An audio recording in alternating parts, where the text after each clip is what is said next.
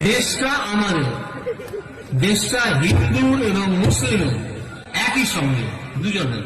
হিন্দুরও ফিরে দাও, মুসলিমেরও ফিরে দাও। দুঃখ পেলে হিন্দুর চোখেও জল আসে, মুসলিমের চোখেও জল আসে।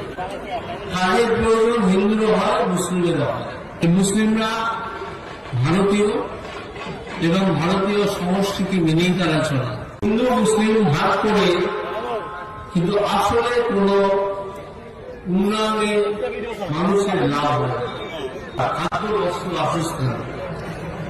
এটার জন্য হিন্দু মুসলিম ডিভাইড যারা করে তাদেরকে সমাজ জীবন থেকে এবং রাজনৈতিক জীবন থেকে বাদ দেওয়া উচিত। বহু মুসলিম আছেন, ধর্মপ্রাণ মুসলিম, যারা অন্যের ক্ষতি করেন না, যারা মনেই করেন না যে তাদের ধর্ম তাদেরকে শিখিয়েছে যে অন্যের ক্ষতি করো।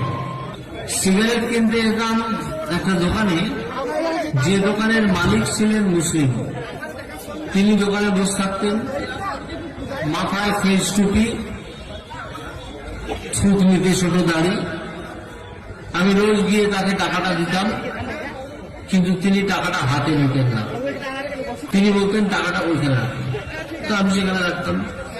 উনি এক প্যাকেট সিগারেট বার করে নিয়ে সেই সিগারেটটা আরেকটা জায়গায় রাখতেন, বলতেন আপনি ওখান থেকে নিয়ে নিন।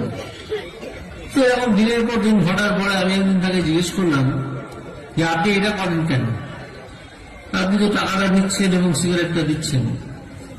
বলল না, আমার ধর্ম আমাকে এটা শেখায় না যে মানুষের ক্ষতি করতে। আমি তো আসলে আপনাকে বিষ বিক্রি করছি, সেই বিষ তো আমি নিজের হাতে আপনাকে তুলে দেবো না, এবং বিষ বিক্রির যে টাকা সেটাও আমি নিজের হাতে নেব না।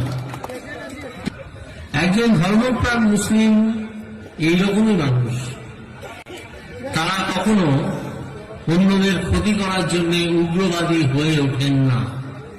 আমাদের এগিয়ে যেতে হবে, হিন্দু মুসলিম নির্বিশেষে ভারতবর্ষকে এগিয়ে নিয়ে যেতে হবে, আমাদের রাজ্যকে এগিয়ে নিয়ে যেতে হবে। ভারতবর্ষ হিন্দুদের যেমন দেশ, মুসলিমদেরও দেশ।